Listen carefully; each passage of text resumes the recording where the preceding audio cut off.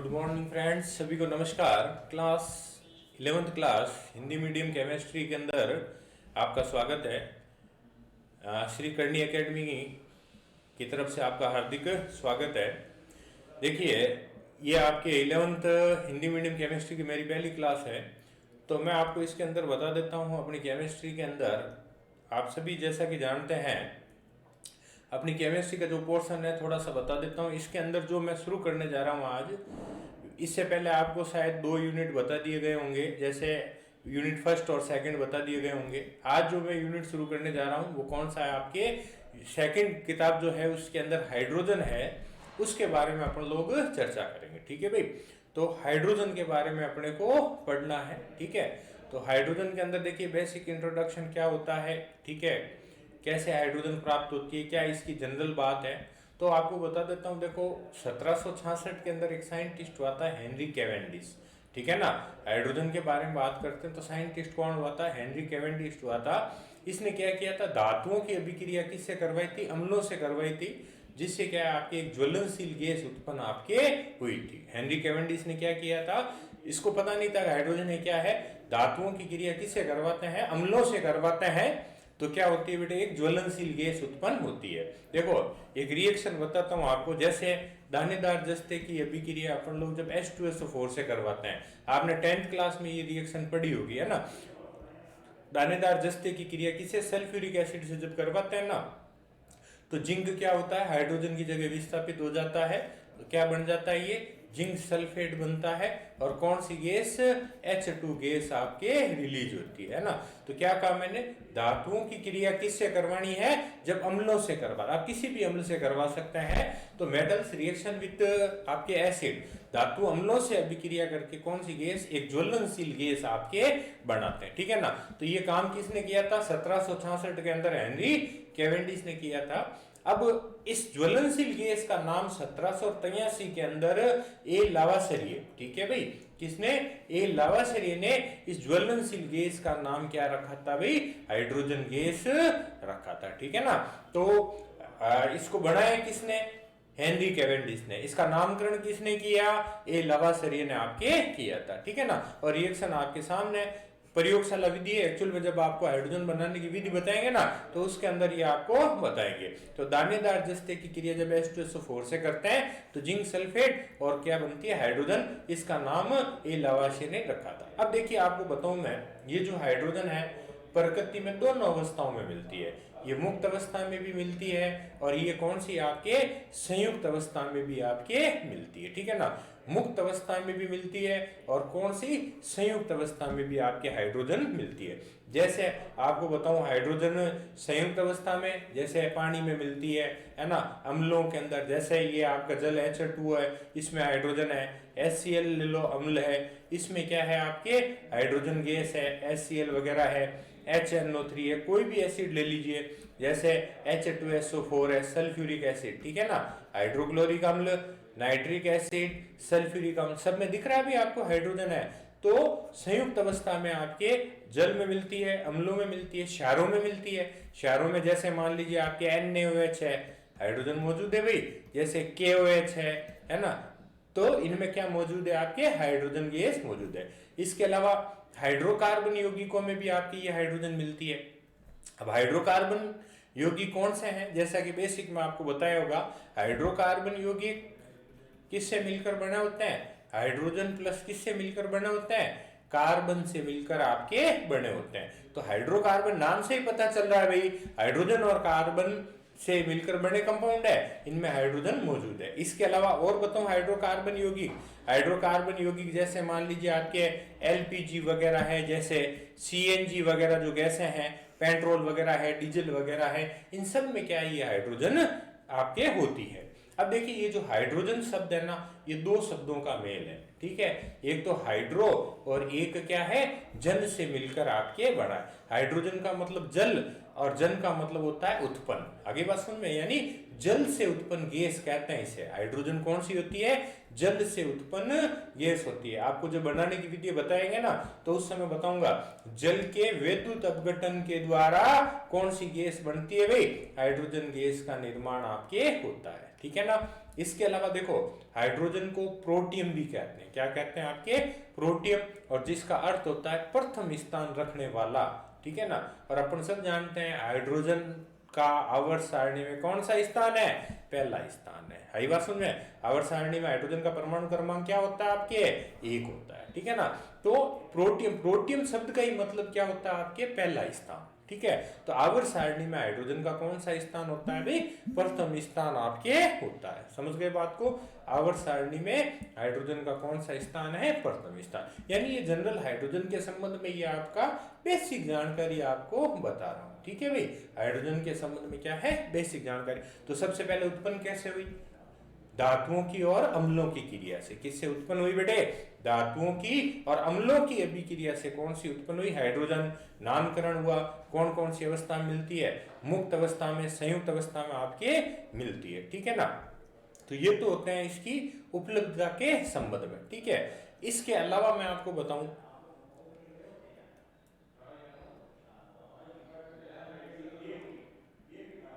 ठीक है ना।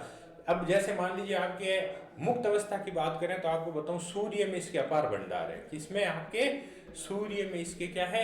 अपार भंडार आपके होते हैं। इसके अलावा ऐसा कहते हैं मुक्त अवस्था में लगभग 1% के आसपास आपके हाइड्रोजन होती है, ठीक है ना।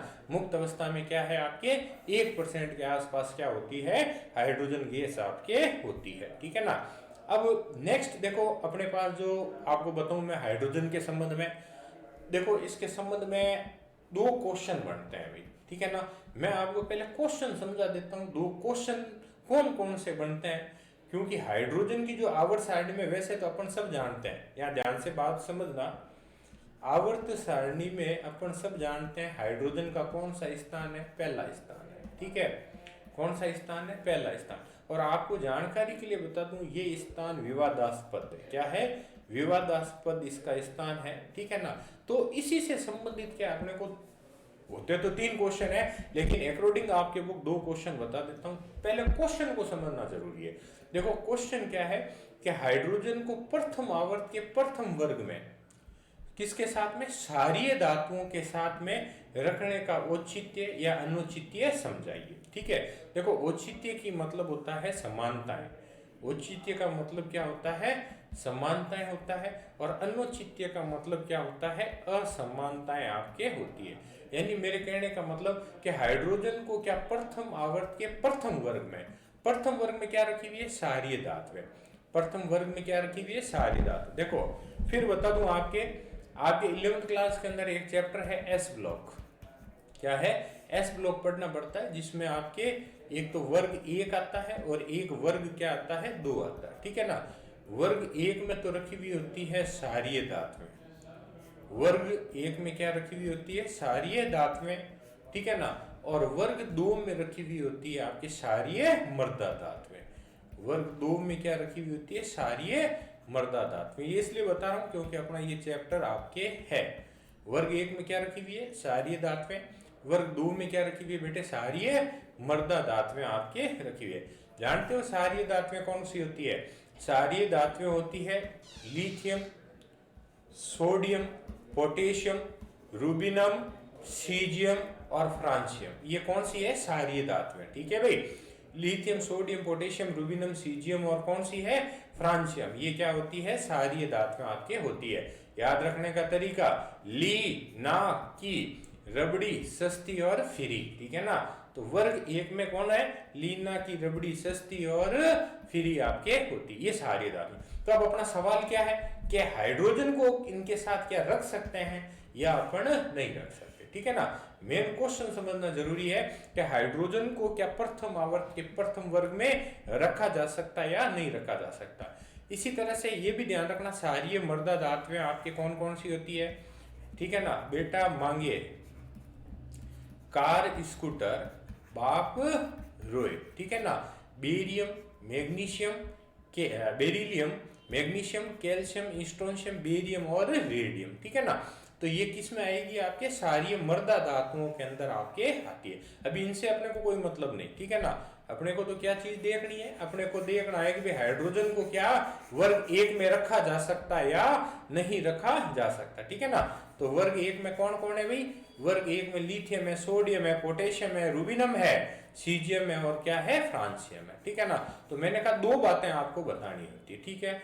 यानी देखो ज्यादातर क्वेश्चन जो आता है उसमें क्या है, 4 तो समानताएं और 4 क्या है, असमानताएं आपको लिखनी होती है। यानी इन क्षारीय धातुओं के साथ रख सकते हो, क्या समानताएं आप इनको रख सकते हो और क्या असमानताएं हैं जो आप इनको नहीं रख सकते, ठीक है ना भाई। तो सबसे पहले अपन जो पढ़ेंगे ना वो हाइड्रोजन और इन क्षारीय धातुओं की क्या पढ़ेंगे, समानताएं अपन लोग पढ़ेंगे। क्या पढ़ेंगे भाई, इनकी समानताएं अपन लोग पढ़ेंगे। तो देखिए समानताओं के अंदर सबसे पहली जो समानता है वो है इनका इलेक्ट्रॉनिक विन्यास। समानताओं के अंदर सबसे पहली चीज क्या होती है, इनका इलेक्ट्रॉनिक विन्यास होता है, ठीक है भाई। तो ये पहली समानता क्या है, इलेक्ट्रॉनिक विन्यास है, ठीक है।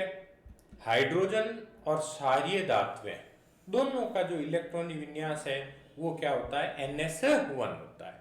दोनों का इलेक्ट्रॉनिक विन्यास क्या माना जाता है भी, आपके NS1 आपके होता है। या N का मतलब 1 to 7 क्या हो सकता है, N का मतलब 1 से 7 आपके होता है। जैसे इलेक्ट्रॉनिक विन्यास बनाना आता है भी आपके, ठीक है। तो नहीं तो आपको अगली कालांश के अंदर इलेक्ट्रॉनिक विन्यास के बारे में भी बता दूंगा कि जो मोस्ट इंपॉर्टेंट चीज है हमेशा आना चाहिए आपको। जैसे हाइड्रोजन का परमाणु क्रमांक कितना होता है भी, आपके 1 होता है, ठीक है। हाइड्रोजन का परमाणु क्रमांक अपन सब जानते हैं क्या है, 1 है। तो इसका इलेक्ट्रॉनिक विन्यास क्या हो जाएगा, 1s1 होता है। क्या होता है, 1s1 होता है। इसी तरह से किसी भी क्षारीय धातु का उठा लो, जैसे सोडियम का उठा लो, ठीक है। ये सोडियम का इलेक्ट्रॉनिक विन्यास बनाते हैं, परमाणु क्रमांक बताओगे कितना होता है, सोडियम का जो परमाणु क्रमांक है वो होता है 11। कितना होता है, 11 इसका परमाणु क्रमांक आपके होता है, ठीक है ना। तो अगर इसका इलेक्ट्रॉनिक विन्यास बनाना होता तो 1s2 2s2 2p6 और 3s1 क्या है, सोडियम का इलेक्ट्रॉनिक विन्यास क्या होता है, 1s2 2s2 2p6 3s1। तो देखो दोनों का मिलाओ, हाइड्रोजन का इलेक्ट्रॉनिक विन्यास क्या है बेटे, 1s1 और सोडियम का भी क्या आ रहा है आपके 3s1। यानी दोनों में अंतिम इलेक्ट्रॉन क्या है, इसमें भी s1 है और इसमें भी क्या है, s1 है। तो दोनों का इलेक्ट्रॉनिक विन्यास समान होता है, इसलिए दोनों को क्या रखा जा सकता है, साथ में रखा जा सकता है। और एक और बात बता दूं, देखो ये जो अंतिम कोश का इलेक्ट्रॉनिक विन्यास है ना, ये बहुत जानकारी देता है। जैसे ये 1 इलेक्ट्रॉन, तो सोडियम के अंतिम कोश में 1 इलेक्ट्रॉन है, सोडियम s ब्लॉक का तत्व है और ये तीसरे कक्षक के अंदर ये इलेक्ट्रॉन चक्कर लगा रहा है, ठीक है ना। क्या ये इलेक्ट्रॉनिक विन्यास पढ़ेंगे उस समय बताऊंगा। तो पहली समानता अपने पास क्या निकल के आई भाई, इलेक्ट्रॉनिक विन्यास। हाइड्रोजन का इलेक्ट्रॉनिक विन्यास भी क्या है, NS1 है और क्षारीय धातुओं का भी इलेक्ट्रॉनिक विन्यास क्या है, NS1 होता है। दोनों का इलेक्ट्रॉनिक विन्यास समान है, इसीलिए दोनों को क्या रखा जा सकता है, साथ में रखा जा सकता है। ये पहली समानता। अब देखिए दूसरी समानता आपको जो इसकी बता रहा हूं वो है आपके धन विद्युतीय प्रकृति। ये दूसरी समानता, ये इलेक्ट्रॉनिक विन्यास इनका दोनों का बनाया हुआ है, ठीक है। अब बात करते हैं धन विद्युतीय प्रकृति, ठीक है। देखो नाम से ही पता चल जाता है, हाइड्रोजन व क्षारीय धातुएं दोनों ही क्या करती है, अपने संयोजी कोश से इलेक्ट्रॉन त्याग कर क्या बनाती है, धनायन बनाती है। दोनों में क्या होती है, धनायन बनाने की क्षमता आपके होती है, ठीक है ना। जैसे अपन सब जानते हैं सोडियम का, चलो सोडियम का बताता हूँ। ये सोडियम है, आप सब जानते हो क्या विन्यास होता है, 2 8 1 होता है भी आपके। अब अपन सब जानते हैं अष्टक नियम के अनुसार कोई भी परमाणु अपने बाह्यतम कोश में क्या चाहता है, 8 इलेक्ट्रॉन चाहता है। तो ये सोडियम अपना 1 इलेक्ट्रॉन त्याग देगा, तो ये किस में चेंज हो जाएगा, Na+ के अंदर चेंज हो जाएगा, ठीक है ना। तो हाइड्रोजन भी अपना 1 इलेक्ट्रॉन त्याग कर धनायन बना सकती है और क्षारीय धातुएं भी अपना इलेक्ट्रॉन त्याग कर धनायन बना सकती है। यानी हाइड्रोजन व क्षारीय धातुएं दोनों ही, हाइड्रोजन व क्षारीय धातुएं, ठीक है, दोनों ही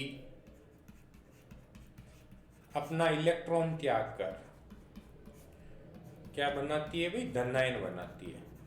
अपना इलेक्ट्रॉन त्याग कर क्या बनाती है, धनायन बनाती है। समझ रहे हो बात को।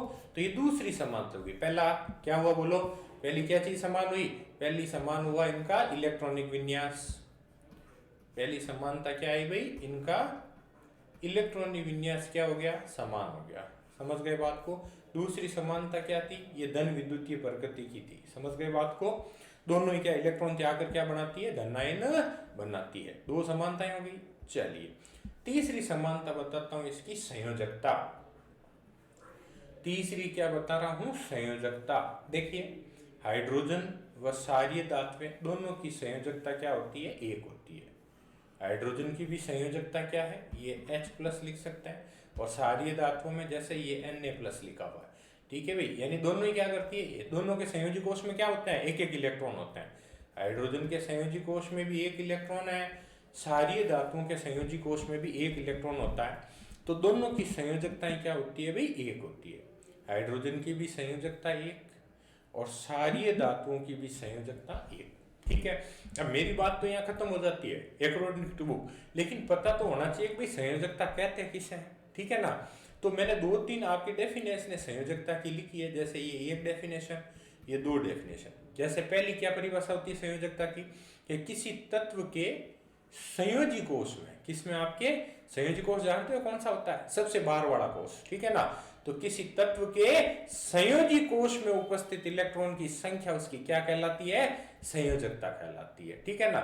जैसे ये सोडियम है, आप बनाते हो, ये परमाणु की स्ट्रक्चर बनाते हो ना, ये क्या होता है, नाभिक होता है, जो प्रोटॉन और किससे, न्यूट्रॉन से मिलकर बना होता है। ये इलेक्ट्रॉन क्या करते हैं, इसके बाहर चारों तरफ चक्कर लगाते हैं। नाभिक के परमाणु संरचना पढ़ी होगी आपने, ये नाभिक के चारों तरफ इलेक्ट्रॉन क्या करते हैं, चक्कर लगाते हैं। ठीक है ना, इस तरह से। तो अपन सब जानते हैं पहले में कितना आएंगे, 2 इलेक्ट्रॉन, दूसरे में 8, 1 2 3, ये 4 5 6 7 और 8, और लास्ट में क्या आएगा 1, क्योंकि सोडियम का क्या होता है 2 8 1 है ना, 11 इलेक्ट्रॉन हो गए टोटल। तो ये सबसे संयोजी कोष में कितना इलेक्ट्रॉन है भाई, 1 इलेक्ट्रॉन है, तो इसकी संयोजकता क्या हो गई, 1 हो गई। समझ में आ गई बात आपके। तो किसी तत्व के संयोजी कोष में उपस्थित इलेक्ट्रॉन की संख्या उसकी क्या कहलाती है, संयोजकता आपके कहलाती है। समझ गए बात को, क्या कहलाती है, संयोजकता।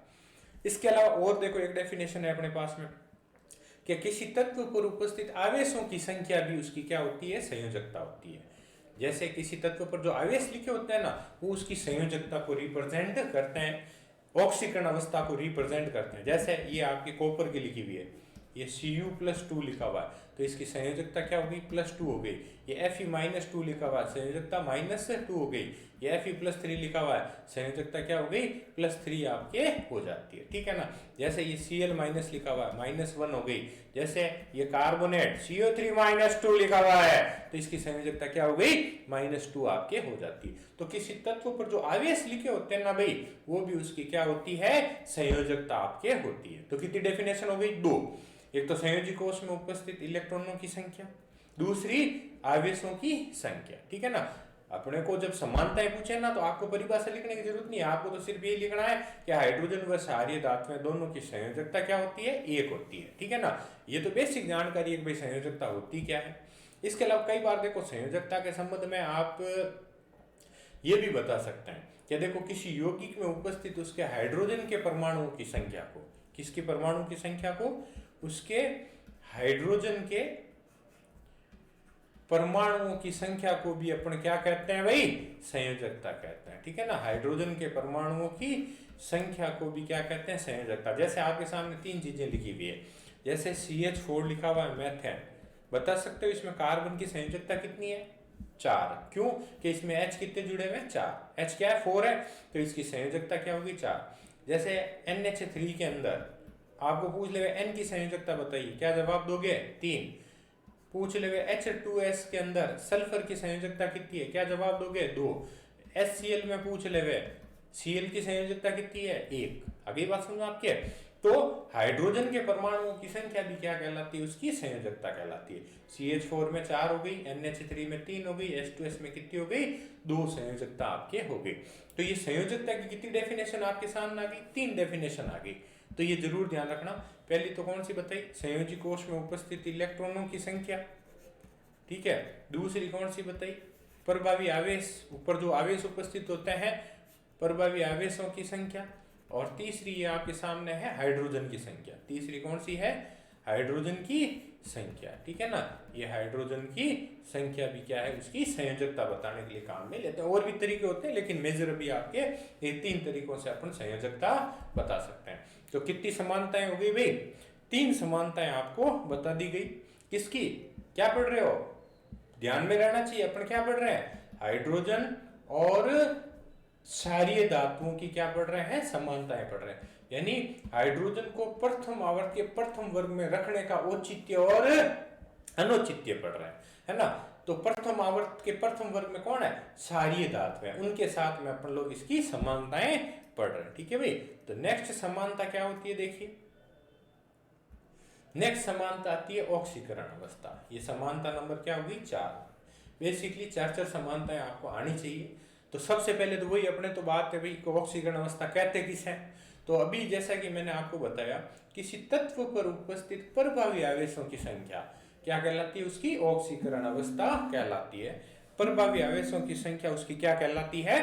ऑक्सीकरण अवस्था कहलाती है। समझ में आ गई बात आपके? प्रभावी आवेशों की संख्या उसकी ऑक्सीकरण अवस्था। यानी आजकल नई केमिस्ट्री के अंदर संयोजकता की वजह शब्द क्या काम में ले रहे हैं? ऑक्सीकरण अवस्था काम में ले रहे हैं। जैसे उदाहरण बताऊं आपको, ये लिखा हुआ है Cu+2, संयोजकता पूछे तो भी +2, ऑक्सीकरण अवस्था पूछे तो भी क्या है? +2। वैसे रेडॉक्स अभिक्रिया वाला जो चैप्टर पढ़ाएंगे ना भाई, उसमें पूरी आपकी ऑक्सीकरण अवस्थाएं वगैरह कैसे ज्ञात होती है उन सब के बारे में आपको जानकारी देंगे, ठीक है। जैसे अब अपन तो हाइड्रोजन और क्षारीय धातुओं की बात कर रहे हैं। ये रहा हाइड्रोजन, ये प्लस, ये आपका Na+, आगे बात समझ में आपकी है। तो इस पर क्या आवेश है भाई? +1, ये +1, इस पर भी क्या आवेश है? +1, ठीक है। तो हाइड्रोजन की भी ऑक्सीकरण अवस्था क्या हो गई? +1 हो गई, और क्षारीय धातुओं की भी ऑक्सीकरण अवस्था क्या हो गई? +1 आपके होती है। प्लस क्या होती है? 1 आपके होती है। तो ये आपके दूसरा पॉइंट क्या आया? सॉरी, चौथी समानता क्या आ गई कि दोनों की ऑक्सीकरण अवस्था क्या होती है? +1 आपके होती है, ठीक है। उसके बाद ये आपके 5वीं समानता बताइए, ठीक है ना। हाइड्रोजन और जो क्षारीय धातुएं होती है ना भी, ये दोनों ही क्या है? अधातुओं से अभिक्रिया कर सकती है। ये दोनों ही किससे रिएक्शन कर सकती है? अधातुओं से क्या कर सकती है? ये अभिक्रिया कर सकती है। हाइड्रोजन भी अधातुओं से अभिक्रिया कर सकती है, और क्षारीय धातुएं भी क्या कर सकती है? अधातुओं से अभिक्रिया कर सकती है। ये आपके सामने हाइड्रोजन ने ये आपके Cl2 से क्लोरीन से अभिक्रिया की, 2HCl बनाया। ये भी आपके सोडियम ने किससे? क्लोरीन से अभिक्रिया की, ये सोडियम ने क्लोरीन से अभिक्रिया की, और ये क्या बना दिया? 2NaCl बना दिया। तो हाइड्रोजन भी अधातुओं से अभिक्रिया कर सकती है, और आपकी ये सोडियम भी, या सोडियम नहीं कह के क्षारीय धातुएं भी क्या है? अधातुओं से अभिक्रिया कर सकती है। तो ये क्या हो गई भाई? 5 क्या आ गई आपके? समानताएं आ जाती है। फिर से बार बार बता रहा हूँ, 5 समानताएं कौन कौन सी आई भाई? पहला कौन सी दी समानताएं? पहली समानता थी आपके इलेक्ट्रॉनिक विन्यास। दूसरी कौन सी थी? धन विद्युतीय प्रकृति। दूसरी समानता कौन सी थी? धन विद्युतीय प्रकृति। तीसरी समानता कौन सी थी? संयोजकता। तीसरी समानता क्या थी? संयोजकता। चौथी समानता कौन सी है? ऑक्सीकरण अवस्था। चौथी समानता कौन सी बेटे? ऑक्सीकरण अवस्था। और 5वीं कौन सी? अधातुओं से अभिक्रिया। किससे है? ये आपके अधातुओं से अभिक्रिया आपके होती है, ठीक है ना। ये अधातुओं से अभिक्रिया, क्लियर। तो ये आपके 5 समानताएं आपके हो जाती है, ठीक है ना। उसके बाद एक छठी और समानता दी हुई है आपके अपचायक प्रकृति। क्या दी हुई है? अपचायक प्रकृति। तो ध्यान रखो, हाइड्रोजन व क्षारीय धातुएं दोनों क्या होती है? अपचायक प्रकृति की होती है। जब आपको यूनिट 8 पढ़ाया जाएगा ना भाई, उस यूनिट 8 के अंदर आपके ये पूरा जो रेडॉक्स अभिक्रिया वाला पार्ट है उसमें आपके अपचायक वगैरह पूरा पढ़ाया जाता है, यानी ऑक्सीकरण, ठीक है, अपचयन वगैरह है, ये जब पढ़ाते हैं। जिसका ऑक्सीकरण होता है ना वो अपचायक होता है, और जिसका अपचयन होता है वो क्या होता है? ऑक्सीकारक होता है। ये सारे शब्द उस यूनिट 8 के अंदर आपको बताए जाएंगे। तो अभी फिलहाल ये ध्यान रखें कि हाइड्रोजन और क्षारीय धातुएं दोनों क्या होती है? अपचायक प्रकृति की आपके होती है। किसकी प्रकृति की होती है? अपचायक प्रकृति की आपके होती है। तो कितनी समानताएं होगी भाई? 6 समानताएं। पेपर के अंदर ज्यादातर मोस्टली आपको 4 समानताएं लिखनी होती है। अब बात करते हैं, यानी ये समानताएं ये कहती है अपने को कि हाइड्रोजन को क्षारीय धातुओं के साथ रखा जा सकता है। हाइड्रोजन को किसके साथ रखा जा सकता है? क्षारीय धातुओं के साथ रखा जा सकता है। अब बात करते हैं असमानताओं की। अब किसकी बात करते हैं भाई? असमानताओं की। क्या दोनों में ऐसी क्या असमानता है कि आप इनको साथ में नहीं रख सकते? मैंने कहा ना, विवाद है। समानताएं कहती है साथ में रख दीजिए, और असमानताएं कहती है दोनों को साथ में नहीं रख सकते। ठीक है भाई? तो देखिए, असमानताओं के अंदर ये पहली असमानता ये कह रही है कि हाइड्रोजन तो ये गैस है। बिल्कुल सही बात है, दुनिया जानती है हाइड्रोजन क्या है भाई? गैस है। जबकि क्षारीय धातुएं जो होती है वो कौन सी अवस्था में होती है? ठोस अवस्था में होती है। क्षारीय धातुएं कौन सी अवस्था में होती है? ठोस अवस्था के अंदर होती है। हाइड्रोजन कौन सी अवस्था में? गैस अवस्था में। क्षारीय धातुएं कौन सी अवस्था में? ठोस अवस्था में। भाई दोनों, एक गैस है एक ठोस है, फिर दोनों को साथ में कैसे रखोगे? तो साथ में रखना पॉसिबल नहीं होता, साथ में रखना पॉसिबल नहीं हो सकता। ठीक है ना? तो पहली असमानता समझ में आई भाई? हाइड्रोजन क्या है? गैस है। क्षारीय धातुएं क्या है? ठोस अवस्था के अंदर आपके होती है। ठीक है ना? ये पहली आपके असमानता हो जाती है। उसके बाद नेक्स्ट बता रहा हूं असमानता, ये आपके असमानता नंबर 2। हाइड्रोजन क्या है? आपके अधातु है। हाइड्रोजन क्या है? अधातु है। जबकि क्षारीय धातुएं जो होती है ना, वो क्या होती है? आपके धातु होती है। क्या होती है? धातु। हाइड्रोजन क्या है? मेन चीज देखो, हाइड्रोजन है अधातु, क्षारीय धातुएं क्या है? धातु। अब धातु, अधातु और धातुओं को कैसे साथ में रखोगे भाई? ठीक है ना? ये तो अधातु और ये क्या है? आपके धातु है। तो दूसरी असमानता ये हो जाती है कि हाइड्रोजन तो क्या होती है? आपके अधातु प्रकृति की, जबकि क्षारीय धातु में प्रारूपिक रूप से, प्रकृति से भी ये क्या है? प्राप्त जो होती है ना, वो धातुओं के रूप में प्राप्त होती है। आगे बात समझ में आपके? किस रूप में प्राप्त होती है? धातुओं, मेटल के रूप में प्राप्त होती है। ठीक है ना? तो ये दूसरी असमानता हो जाती है। अब देखिए इसकी तीसरी असमानता। तीसरी असमानता क्या है? हाइड्रोजन क्या होती है? द्विपरमाणु होती है। हाइड्रोजन क्या होती है? द्विपरमाणु होती है। जबकि क्षारीय धातुएं जो होती है ना, वो क्या होती है? एक परमाणु होती है। कैसी होती है? एक परमाणु आपके होती है। यानी यूं कह सकते हैं कि हाइड्रोजन को क्या लिखते हो? H2 लिखते हो ना, तो हाइड्रोजन की जो परमाणुकता है ना, वो क्या होती है? 2 होती है। यानी हाइड्रोजन के एक अणु में कितने परमाणु हो गए? 2 परमाणु होते हैं। तो इसकी परमाणुकता क्या हो गई? 2 हो गई। जबकि क्षारीय धातु में कैसे लिखते हैं? अभी मैंने लिख के बताया था आपको। क्षारीय धातु में कैसे लिखते हैं? लिथियम है, सोडियम है, ली ना की, ये रबड़ी, ये सस्ती, और ये क्या हो गई? फ्री हो गई। ठीक है ना? लिथियम, सोडियम, पोटेशियम, रूबिनम, सीजियम और फ्रांसियम। तो इसकी तो परमाणुकता हुई 2, और पता चल गया होगा लिखते, इसकी परमाणुकता क्या हुई? 1 हुई। आगे बात समझो आपके है। तो हाइड्रोजन तो होता है द्विपरमाणुवीय, और क्षारीय धातुएं क्या होती है? आपके एक परमाणुवीय आपके होती है। ठीक है ना? तो दोनों की परमाणुकता अलग अलग है भाई, इसलिए इन दोनों को क्या नहीं रखा जा सकता? साथ में अपन लोग नहीं रख सकते, दोनों को साथ में नहीं रखा जा सकता। ठीक है? उसके बाद चौथी असमानता देखिए भाई, हाइड्रोजन से जो बने यौगिक होते हैं ना, वो कैसी प्रकृति के होते हैं? सहसंयोजक प्रकृति के। कैसी प्रकृति के? सहसंयोजक प्रकृति के होते हैं। जबकि क्षारीय धातुओं के जो यौगिक होते हैं ना, वो आयनिक प्रकृति के होते हैं। कौन सी प्रकृति के होते हैं? आयनिक। इसके यौगिक सहसंयोजक प्रकृति के, और इसके यौगिक क्या होते हैं? आपके आयनिक प्रकृति के होते हैं। ठीक है ना? देखो, सहसंयोजक यौगिक, आयनिक यौगिक, ये सब अलग अलग है। ये भी आपके यूनिट जब आपके 4 पढ़ाया जाएगा ना, उसमें आपके आयनिक यौगिक पढ़ाए जाएंगे, और उसमें क्या आपके सहसंयोजक यौगिक भी पढ़ाए जाएंगे। ठीक है भाई? आयनिक यौगिक और सहसंयोजक यौगिक। ठीक है ना? जनरल आपको बता देता हूँ, 2 अलग अलग आपके आयनों के मध्य जब यौगिक बनते हैं ना, तो वो आयनिक होते हैं, और आपके 2 समान आवेशित परमाणुओं के बीच में जो बनते हैं ना, वो लगभग क्या बनते हैं? सहसंयोजक यौगिक बनते हैं। ठीक है भाई?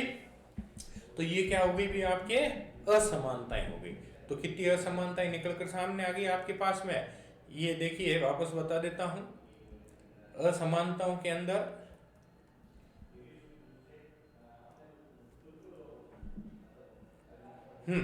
तो असमानताओं में पहले क्या बता दी थी, हाइड्रोजन क्या थी, गैस थी, जबकि क्षारीय धातु में क्या थी भाई, आपके ठोस अवस्था में थी। कौन सी अवस्था में थी, आपके ठोस अवस्था के अंदर थी। पहली असमानता ये होगी।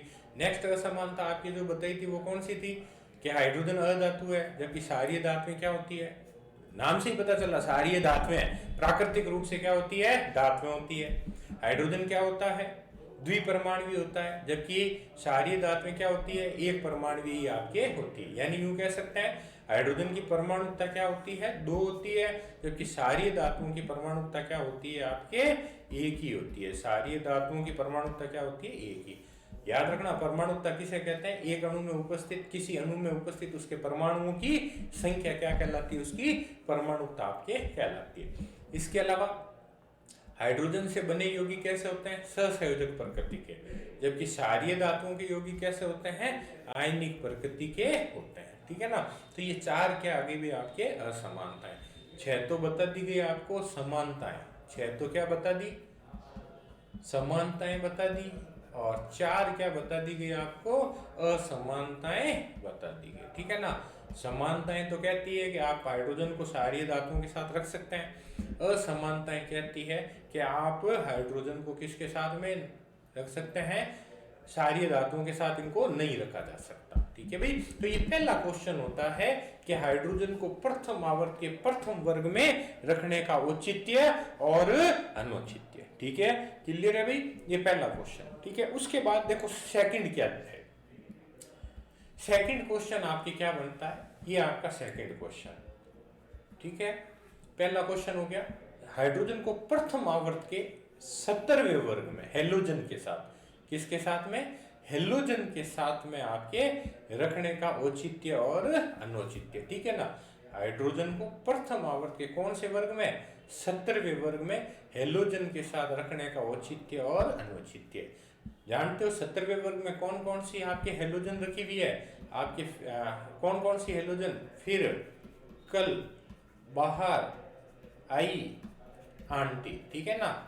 तो ये आपके, वैसे तो आपको जानकारी के लिए बता दूं मैं, ज्यादातर हेलोजन क्या मानी जाती है, 4, फिर, कल, बाहर, आई, आंटी। ठीक है ना। लेकिन मेजर क्या अपन लेते हैं, 4 ही है, क्योंकि वो रेडियोएक्टिव तत्वों के अंदर चले जाते हैं, फ्लोरीन, क्लोरीन, ब्रोमीन और आयोडीन। इनके बारे में अपने को बात करनी है।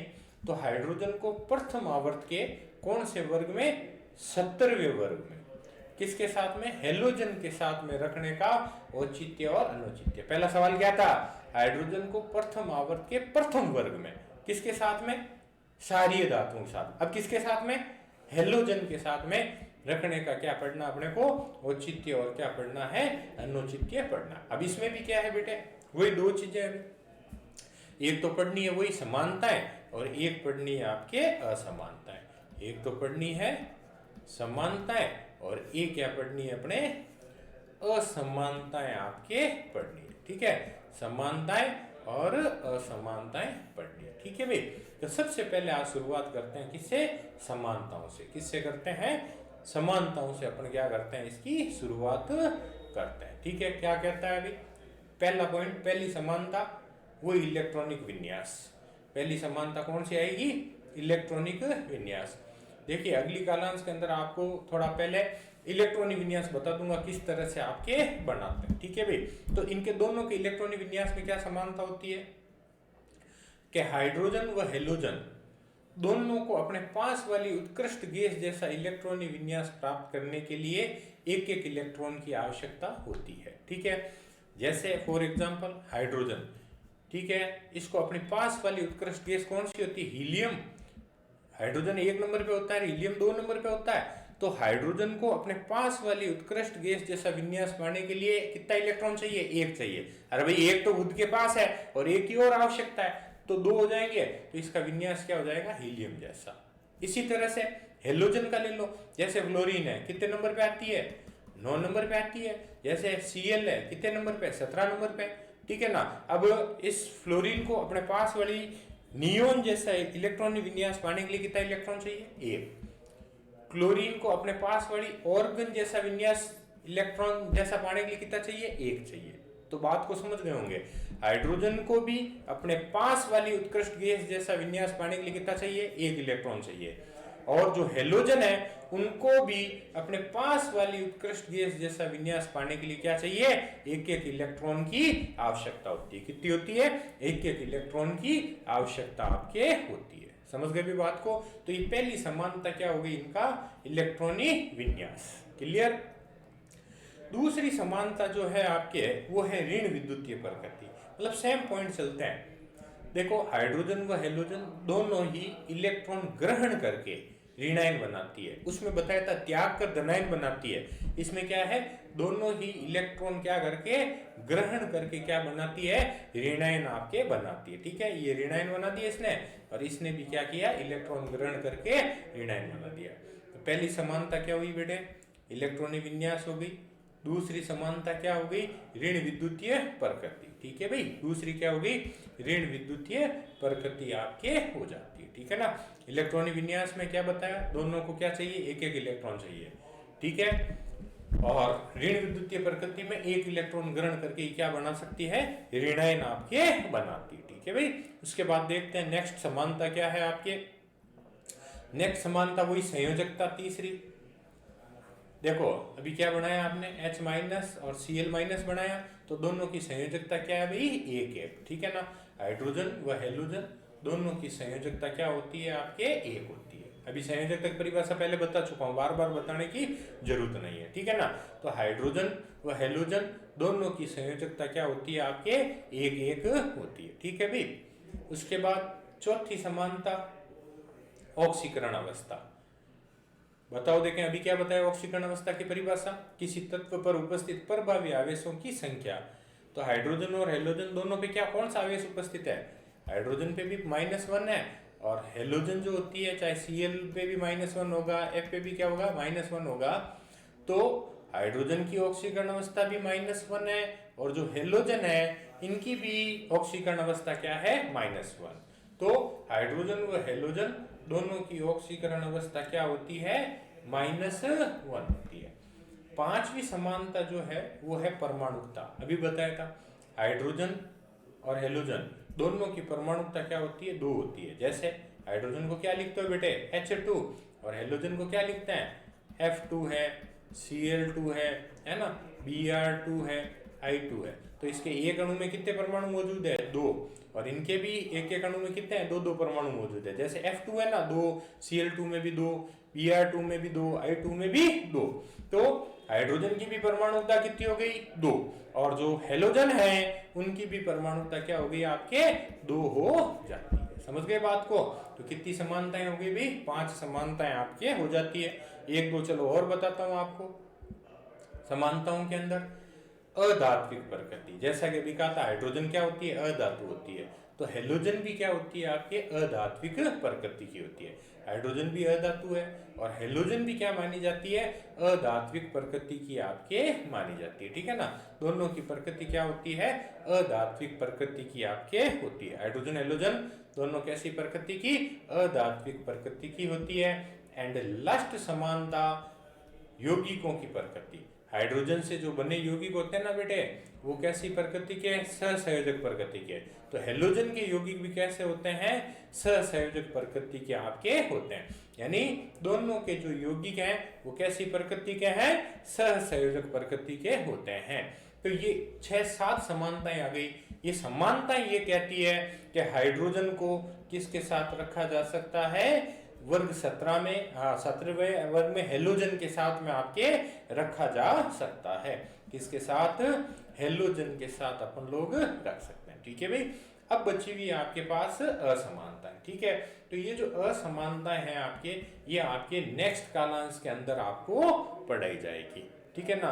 तो अभी अब यूं देखा जाए तो आपका 1.5 क्वेश्चन बता दिया गया। ठीक है ना।